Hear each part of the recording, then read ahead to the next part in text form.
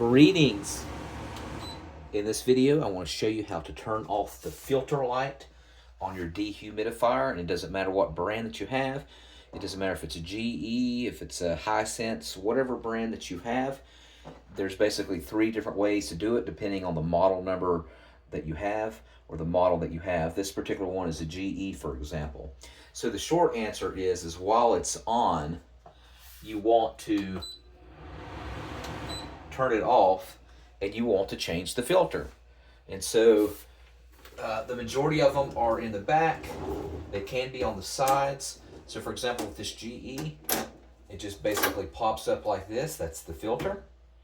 And the only thing you have to do is you can get a vacuum and vacuum it first, but then get like warm dishwasher detergent, take it in the sink and wash it really good, and then let it dry, and then go ahead and put it back in, and then turn it on. Your filter light should probably still be on, and what you would do is you would just hold down the filter button for at least 3 to 10 seconds, and you just hold it down.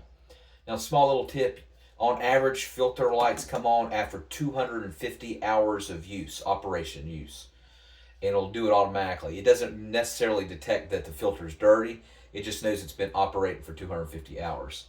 So you just basically, while it's red or blinking, you just hold it down for 3 to 10 seconds, and then it should be good to go.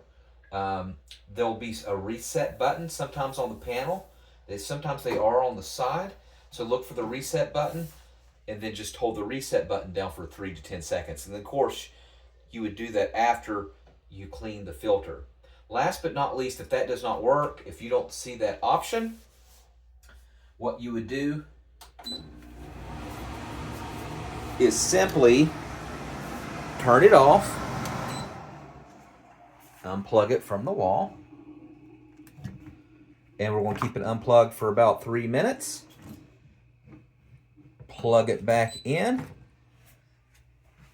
and then see if it will reset. If there's no filter button on there, it should automatically reset. All right, I hope I answered the question for you, and make sure you subscribe.